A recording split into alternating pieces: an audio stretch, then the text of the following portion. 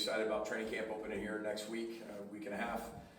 Before we get to that, two things. Just want to make sure we kind of get this kind of off our plates. That way you guys can report that. Mo O, the transfer from Purdue that was here, informed us he'd like to retire. We support him 100%, medically retire, and we're behind him 100%. He gave us everything he possibly could.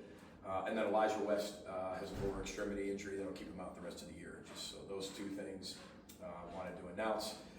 Third thing, just want to congratulate Mark Hoyle on an extension, well-earned extension.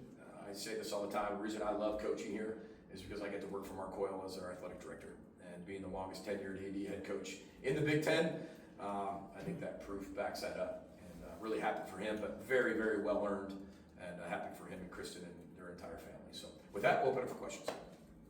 PJ, how do you characterize summer workouts and what has stood out with the team right now? Yeah, this team's pretty unique. I mean, they're a sponge. We actually did this whole thing with the team meeting with a sponge and what a sponge meant and all this other stuff, because that's what they really are. They absorb so much that they, whether it's academically, athletically, socially, spiritually, they love what they do, how they do it. Have to, want to, really matches in the maturity of this football team, and you've seen that. And I think it's a credit to our leaders. I think in the offseason, it's credit to Dan Nickel and his strength and conditioning staff. I mean, it's really hard in the offseason here. It's really, really hard. And the expectation that we put on our players on the field and off the field is astronomical. It's really, really high. And they perform at a high level. And I couldn't ask more out of them. They gave us everything they had from January through right now, and one more week to go before we start training camp. And that's all you can ask as a head football coach. Did they give you everything they have? And they have. We're still having guys hit PR speeds in conditioning. And we had 7 guys yesterday hit new PRs in speed. I get those reports every single day, just on the guys who were catapult, who's not necessarily everybody. So we're getting faster, we're getting bigger, we're getting stronger, we're getting more connected. I love the vibe of this football team, and I think you've been around them long enough to know that this team's really mature, they're sponges, and fun to coach. So, PJ, you've got a high retention of players coming back, key players coming back. I feel like you probably have kind of a model that goes into how you try to do that. Can you take us through that a little bit? Yeah, I mean, recruit, retain, develop, right? And the recruit piece is more the selection and the fit more than ever. I think we have a really good retention rate, bringing players back. There's always more money out there, but that goes to our selection and fit process of what you value. Do you value your whole life, or is it just money? Not that saying money's not important, and some people value money more than others. That's not for me to judge. But what works here is if money's part of the equation, and it's not the only equation. And our guys do a tremendous job of that. The selection and fit are really, really important. The development of our players are really important. I think we are a true developmental program, as you know, but there are 50 new players on this football team in 2026. It's not that much. When you look at the landscape of college football, there can be 80, 90, 70, 60. We have 50. And we have 31 high school players, 19 transfers. And a lot of our transfers we bring in, as you know this, Dave, have multiple years to play. So it's still that developmental program, that foundational cultural sustainability we talked about 10 years ago. But you have to adapt and do it in a new age way, which we are. And you have to have buy-in from your players to do that. And really proud of our players. Doesn't mean everybody's going to love it, everybody's going to stay, or everybody's going to go. But you're going to have this core values that are aligned with the administrations and that are aligned with the core fit of your program. And I think we've had a lot of success with that. And even the guys we brought in, all 50 of those guys, the transition's been way smoother than in the past because they are true fits. And that's a credit to Marcus Hendrickson and his staff and Garrett Chernoff, our GM, of bringing in that right type of fit. Not perfect, but the right fit for us. And that way you can get moving a lot sooner. You'll probably see a lot more freshmen on the field than you did in years past. And that's a credit for some freshmen being ready to play. And we're getting a better level of player, a better level person than we've gotten in the past. Not to say that we were bad, just you want the level to keep moving up. And that's a credit to our staff. You mentioned the changes. I mean, there's reports that some teams are going to have $40, $50 million payrolls. Yeah. You mentioned rosters have 70 new guys. What do you make of college football right now? This version of college football? Yeah, it's a great question because I think everybody's asking that. It sounds like a generic answer, but it is. My only focus is what we have, because that's the only thing I can control. What we have, that's what I get to do what we do with, and that's the only focus on it. I don't think that's ever going to slow down until there's guardrails put around that. But the only constant is everything changes, and I think that's college football. And there are people with an enormous amount of money right now. But again, when you look at it, I don't feel like that's the only formula to win. I mean, I truly don't believe that. I think that's a major piece of it, but I don't think it's the only one. There's still culture, there's still dynamics, there's still the team, there's the connection, there's the bond, there's the systems, there's the coaches, there's all these things that go about it. Now that's a big chunk of it and a big piece of that, because if you look at the college football playoff and you look at the 12 teams, if you take the 2 group of 5 teams out of there, those are some big spenders. But at the end of the day, I don't think it's the only thing. And I think we have a really good football team in 2026. We've seen Greg Johnson's name just get a lot of steam here this offseason, Rightfully so, yeah. preseason accolades. What do you make of it, and how have you seen Greg kind of attack, knowing that heading into potentially his final season, he's one of the 5 for 5 guys who now could come back, kind of attack? I'll let you tell him that. Yeah. In fact, you should keep asking him about that, guys. I think you should keep asking him about that weekly, How have you seen him respond, and what do you make of him now being a preseason All-American? Well earned. I've been a head coach 14 years. Coached a lot of really good offensive linemen. He's right there at the top with all of the best. The one thing I love about him is his versatility. He's incredibly off the charts intelligent.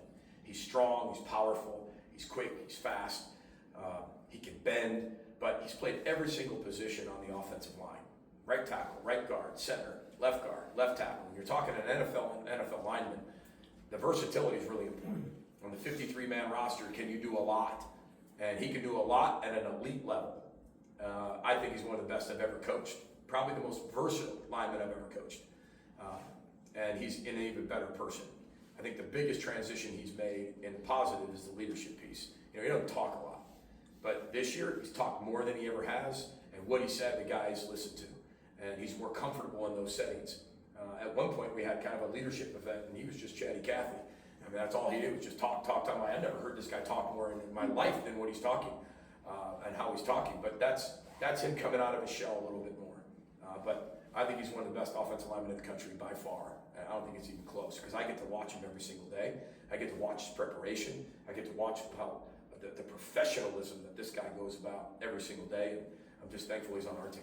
PJ, this is your 10th season with the Gophers. How has that decade gone time-wise? I mean, has it gone quickly for you? Or are you still taking stuff from that first season and applying it this year too? It's a great question, Randy. You're always learning. When you stop learning, you die. I'll never stop doing that. I think you have to approach every season like it's your first season. But you do have experience, and you're leaning on that. Every team is completely different. We never do something just because we've done it always. We've always done it that way. We're always reinventing ourselves. And if you take it, break it, you build it back, and it's close to what it was, okay. Well, at least you broke it and found a way to do it. But you found that the way that you did it's really good. But at the end of the day, I mean, you want to do everything you possibly can to put your team in position to win. Every team is its own entity. But you do have 13 past years of experience in every single department that's in the program. And what's great is you have a lot of people who have been with you: Marcus Hendrickson, Garrett Chernoff, Dan Nickel. You have a lot of people who have been with you a long time that understand how we do things. And I think that makes transitions a lot better, not just easier, but more fluid. I think we're the only team in the Big Ten that brings back their head coach, offensive coordinator, defensive coordinator, and starting quarterback. Think about that stat. Out of 18 teams, we're the only one that has done that. So the sustainability is absolutely critical in that. You learn a lot of things along the way. Controls for amateurs. You guys heard me say that before. I may be wrong, but I'm not going to be indecisive. We're going to make decisive decisions, and then this too shall pass. In 13 years, I mean, that's what I've learned. That's why it's tattooed on me. This too shall pass. Those 3 things are probably the biggest lessons I've learned in coaching in those 13 years. And you do everything you can to keep applying those things to your football team, finding new ways to do things, reinventing yourselves, and the kids continue to give you the energy. You work with young people for a living, so that energy is constantly there. You have it, but then they just continue to make it better because you're working with 18 to 22-year-olds every year. Some of the former players keep getting older, but the guys you work with are the same ages, between 18 to 23, and it's a lot of fun. Having more fun than I've ever had, and just very thankful for the University of Minnesota for the opportunity to coach for this long, because I do know that's a rarity. And one, it's earned, but you got to have people who believe in you too. And I don't ever take one day for granted, and I have the best job in the world, and it's a lot of fun to do it. here at the University of Minnesota for our fans, our university, and our administration and president, and everybody who supports us. PJ, could you talk briefly about kind of foundationally your outlook on life, where some of those sources have come from, whether it was John Wooden and the Pyramid, or Tony Robbins, or Jim Tressel, we were so close. Can you just talk briefly about where so much of that comes from? Yeah, I mean, it goes back to even my high school coaches, Joe Thorgeson and Tom Federley and Steve Oxtetter. I mean, at Kalen High School, I mean, we hadn't won state championship, right, in all these years, and then we have 2 great classes come through there, and our coaches just made you love the game, whether it was basketball, football, track. They made you love it. They wanted you to be a part of it. And we didn't have a big team, but we were really good. And we were good because we were really connected. So you're learning that at a very young age. Then you go to college, and Joe Novak, I mean, we were on a losing streak when we were all being recruited. And it took a lot of courage to go there. Now, not for me, that was the only offer I had, so I was going there no matter what. But a lot of people, it took a lot of courage to go there. And Joe Novak taught me a ton what to look for in a team. You might not be the best player, but if you can contribute to the team, you can get all those people rowing the boat in the same direction, you can have a chance. And that belief is powerful. And then you go play for Dennis Erickson and Mike Nolan, and Mike Nolan changed my life in a lot of ways. That's why I wear a tie. Cut me and offered me a job on the same day. Thought I'd be a great coach. I wasn't even thinking about that at that particular time, or even had any job offers except his. And then Jim Tressel called, a few days later, and he wore a tie and really taught me how to care for the entire team and really run the organization from a helicopter view, but also being boots on the ground. And I think those are life lessons that you apply to your team, that his office was right by the locker room, and everybody had to walk by the locker room or his office to get to the locker room. So his door was always open. My door is always open. And I'll have somebody sitting out there telling you can't come into the office for our players, and I think that's really important. And then, then you go get your butt kicked. I mean, again, you don't lose any, you don't win any games your first year as a head coach. You guys wonder why we do the crowd surf, and I say that all the time. You never, ever, ever, ever take winning for granted. It doesn't matter if we beat you, Dave, and all of you on a team, and it's our team, we're going to celebrate the same way. No offense to all of you fine athletes out here, but if we beat you, we are celebrating the same way we celebrate in our locker room. Just put that together, Andy. It'll be a heck of a little experiment. So I think all those lessons go into it. And then Greg Schiano teaching me just how to demand from people and the organizational piece of a culture and a program, of how to be able to organize all of it. Because it's a lot, and it's only getting bigger. And if it wasn't for him teaching me all that detail and the organizational piece, I wouldn't be a head coach for 14 years. So I'm smart enough to know that I got a lot smarter people who work for me, and that I've also been a sponge of the people I work for. And then all I do is apply that. That works for me. And then be yourself. And if you can take all of that and then apply you, and it's authentically real you, then you got a chance. So, hope that was your question, because that was about a 10-minute answer. I think I went through my whole tree. PJ, talk about some of the younger guys you've been impressed with that maybe have, under the radar a little bit. Yeah, I think, I want to get into specific names because I just don't want anybody left out. But I will say this is a freshman class, and I expect a lot of freshmen to be on the field. And I'll give you a name just because Howie Johnson, right? I expect him, as he keeps getting better, to help us, even as a true freshman. His body, and then mentally, emotionally, he'll be ready to play and help us. Maybe not 50 snaps, but he'll be ready to help us. We have some receivers that are really young that have incredible athleticism and skill sets, body control, speed, that maybe we haven't had for a while at that position as a freshman. Our running back position's deep in the freshman category. And we knew that. And that's why Mohammed was so important, because he can help that transition, being the former player, being the all-time leading rusher. And he has elevated that room night and day from last year. Night and day. We need to run the ball better. And it was a combination of a lot of things. But part of that is Mohammed's elevated that room. And they need to play way better, and we knew that. And Mohammed's helped that. But there's a lot of freshmen. But those are some of the areas that I feel like can really help us as we continue to go forward this year. I love this freshman class. Top to bottom, love them. I mean, they are working so hard. And if you went out there right now, I took their numbers off, you wouldn't know who they were. Some of them don't look like freshmen. PJ Drake has got some NFL draft buzz as well. Yeah. But he's still here on quarterback. Is that something that you address specifically with him, and what sort of things do you look to specifically for him to take that next step? I'm not sure if we've ever had that type of buzz with the quarterback in a long, long time here. But it's just that, it's buzz. If there's any type of buzz around the quarterback who I'd want it around, it's Drake. But Drake's not focused on that. That's what's great about it. That's why I would want that around Drake, because Drake's focus is ultra focused. It's like a swimmer in a lane. It's just, it continues to narrow as he goes. I think it's flattering from that standpoint, but those are other people's opinions.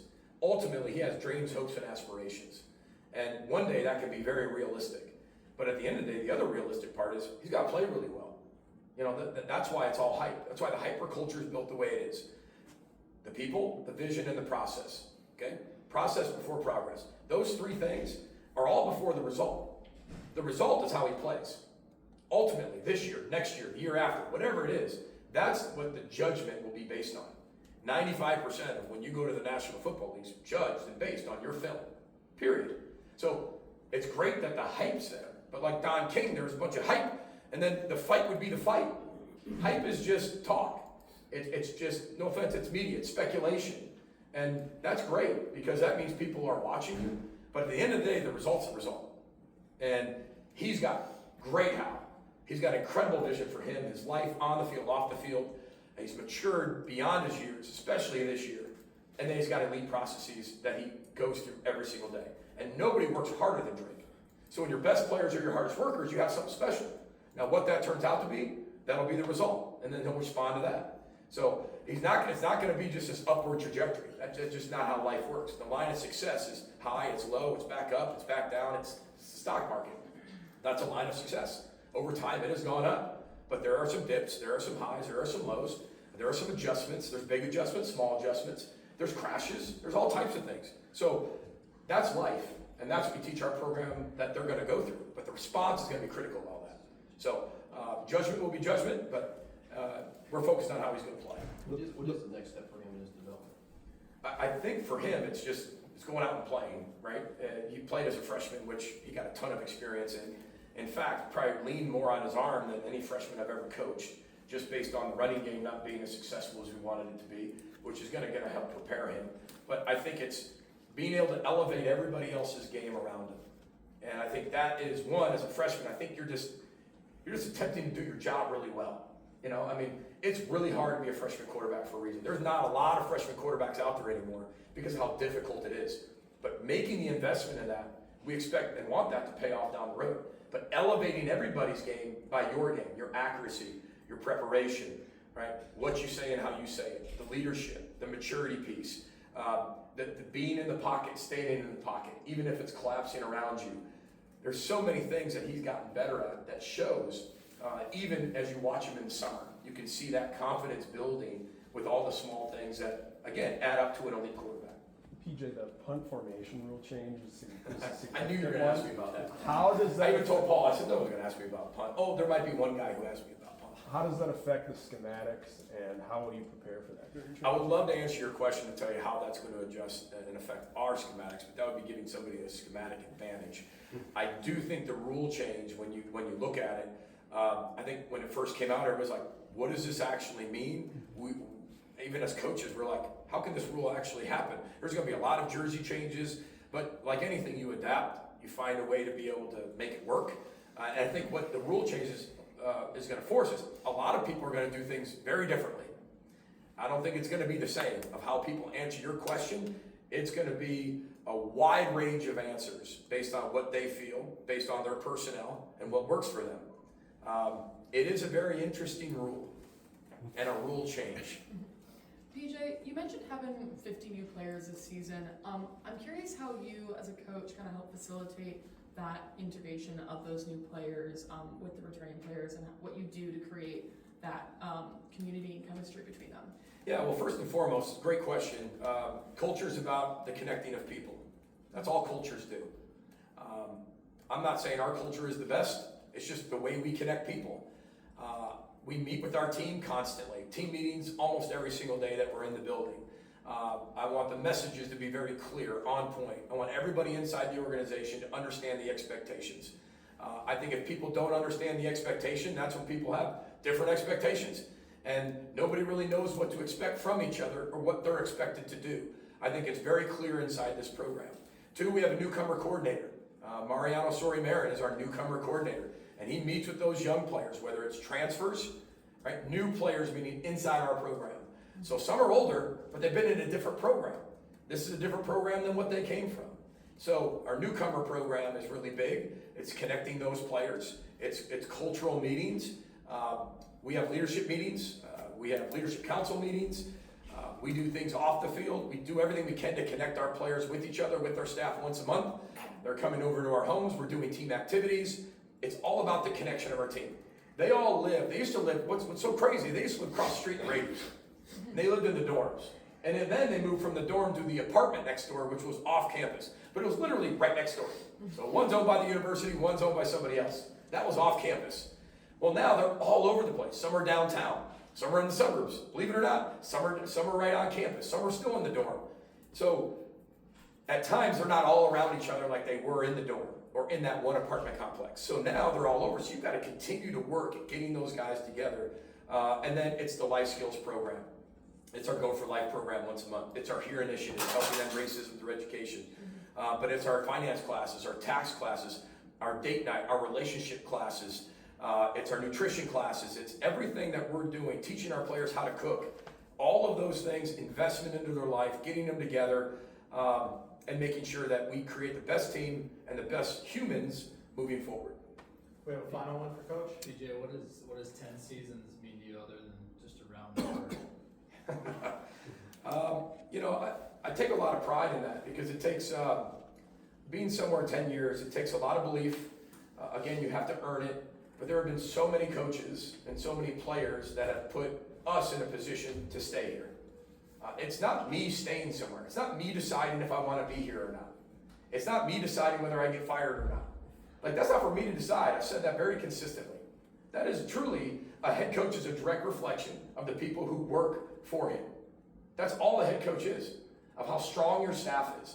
From recruiting to operations to development to weight room to nutrition to all of it. Your coaches and then how good your players are as players and as people. Because our players being elite people matter here at Minnesota. And that is near the top of the list. So not only do you have to have elite people that represent the university in a first-class fashion, the way Minnesotans want to be represented, but they also have to be really great players. And that's why I say when there's a lot of pressure on our players and there's a lot of expectation, there is. Because we hold to this enormous standard on the field, off the field, academically, athletically, socially, spiritually. And our Minnesotans want that, from what I've been told and what I hear, and when we go around the whole state. They love that. And I hear way more, thanks for the culture that you guys create and the student athletes you produce, more than, hey, great win. And again, winning's really important because that's the only way you keep your job. So you have to do both. But to do both, I think, is extremely difficult. But we have people here at the University of Minnesota with Mark Coyle leading the charge that believe in the whole student athlete as a person first. And that is one thing we will always stand firm on. No matter what, we are going to produce elite student athletes, humans, people, husbands, fathers, for the rest of their lives. All right, thank you, Coach. Thanks, everybody. Brother Boat Sky, Mago Gophers. See you soon.